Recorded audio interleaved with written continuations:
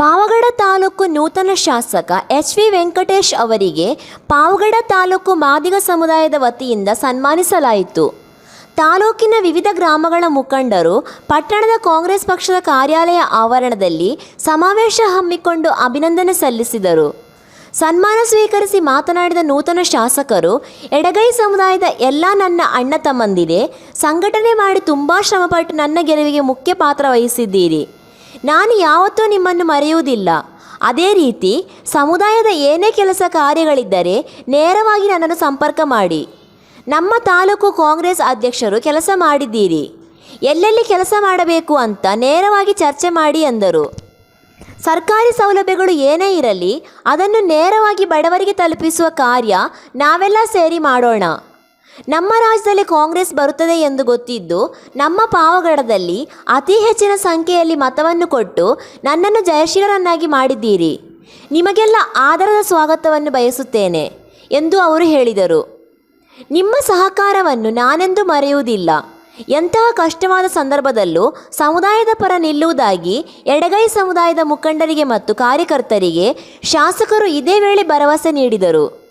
ಈ ಸಂದರ್ಭದಲ್ಲಿ ಬ್ಲಾಕ್ ಕಾಂಗ್ರೆಸ್ ಅಧ್ಯಕ್ಷ ರಾಮಾಂಜಿನಪ್ಪ, ನಾರಾಯಣಪ್ಪ ಡಿಜೆಎಸ್, ಮಾಳಮ್ಮ ಸುಬ್ಬರಾಯಪ್ಪ, ತಮಟೆ ಸುಬ್ಬರಾಯ, ಆಂಜಿನಪ್ಪ ಸಿದ್ದಾಪುರ, ಕೊತ್ತೂರು ಗ್ರಾಮದ ಎಸ್ಡಿಎಂಸಿ ಸುಬ್ಬರಾಯಪ್ಪ, ರಾಮಕೃಷ್ಣ, ರವಿ, ಈರಣ್ಣ ಸಿಕೆಪುರ, ತಿರುಪತಿ ಬೊಮ್ಮತನಹಳ್ಳಿ, ನಾಗರಾಜು ಯಗುವಪಲ್ಲಿ, ಮಧು ದವಡಬೆಟ್ಟ, ಶಿವಣ್ಣ ಜಂಗಮರಹಳ್ಳಿ, ರಾಮಾಂಜಿನಪ್ಪ ಕೇಟಿಹಳ್ಳಿ, ಗಂಗಾಧರ ಬೊಮ್ಮತನಹಳ್ಳಿ, ಓಬಳಪ್ಪ, ನಾರಾಯಣಪ್ಪ ಬ್ಯಾಡನೂರು, ದುರ್ಗಪ್ಪ, ಸುಬ್ಬರಾಯ, ಹರಿಹರಪುರ ತಿಪ್ಪೇಸ್ವಾಮಿ, ಪೊನ್ನಸಮುದ್ರ ಮಾಜಿ ಗ್ರಾಮ ಪಂಚಾಯತ್ ಸದಸ್ಯ ಜಯರಾಮಪ್ಪ, ನರಸಿಂಹಪ್ಪ, ಬಸಯ್ಯ ಬ್ಯಾಡನೂರು, ತಿಪ್ಪೇಶ ತುಮಕುಂಟೆ ಸೇರಿದಂತೆ ಅನೇಕ ಕಾಂಗ್ರೆಸ್ ಕಾರ್ಯಕರ್ತರು ಪಾಲ್ಗೊಂಡಿದ್ದರು. ವರದಿ ರಾಮಪ್ಪ ಸಿಕೆಪುರ.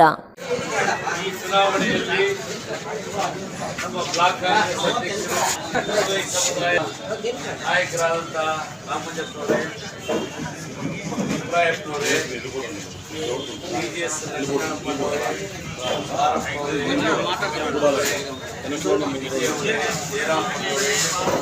ಎಲ್ಲ ಸಮುದಾಯದ ನನ್ನ ಅಣ್ಣ ತಮ್ಮಂದಿರೇ, ಈ ಚುನಾವಣೆ ಯೋಗೀಶ್ವರೇ,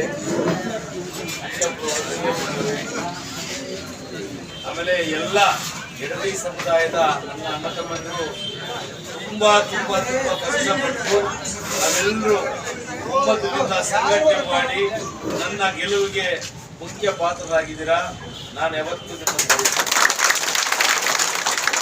ಅದೇ ರೀತಿಯಲ್ಲಿ ಸಮುದಾಯದ ಆಮೇಲೆ ನಮ್ಮ ಡಾಕ್ಟರ್ ಲಿಂಗಣ್ಣವರು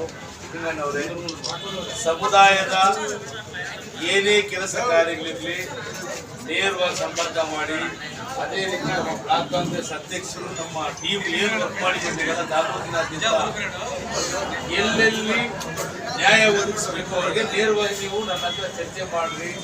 ಯಾಕಂತಂದ್ರೆ ಕಷ್ಟಪಟ್ಟು ಗೆದ್ದು ಈಗ ಎಲ್ಲ ಮಾಡಿರ್ತೀರ, ಆ ಊರುಗಳಲ್ಲಿ ಕೆಲವರು ನನಗೆ ಹೇಳಲ್ಲ, ಮಾಹಿತಿ ಕೊಡಲ್ಲ.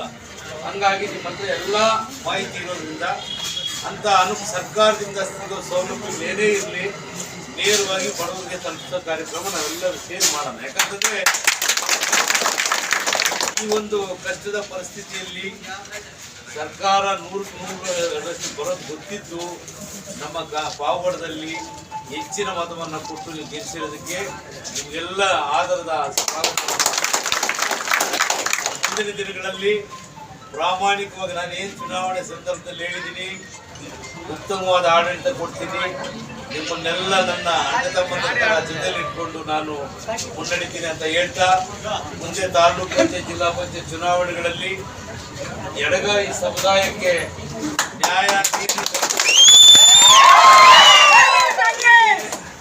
ನುಡಿದಂತೆ ಈಗ ಏನು ನಾವು ಪುರಸಭಾ ಅಧ್ಯಕ್ಷರನ್ನ ಇಬ್ಬರು ಮಾಡಿ ಗಂಗಮ್ಮ ಅವ್ರನ್ನ, ಆಮೇಲೆ ಧನಲಕ್ಷ್ಮಿ ಮಾಡಿದ್ದೀವಿ. ನಮ್ಮ ರಾಮಾಜಪ್ಪನವರು ಬ್ಲಾಕ್ ಅಧ್ಯಕ್ಷ ಆಗಿರ್ತಾರೆ. ಡಿಪಿ ಜೆಡ್ಪಿಯಲ್ಲಿ ಇದೇ ತರ ಶಕ್ತಿ ಮೀರಿ ಕೆಲಸ ಮಾಡ್ಬೇಕು. ನೀವೆಲ್ಲ ನಿಮಗೆ ಸಾಮಾಜಿಕ ನ್ಯಾಯದಡಿ ಜನಾಂಗಕ್ಕೆ ಹೆಚ್ಚಿನದಾಗಿ ಆದ್ಯತೆಯನ್ನ ಕೊಡ್ತೀನಿ ಅಂತ ಈ ಸಂದರ್ಭದಲ್ಲಿ ಹೇಳ್ತಾ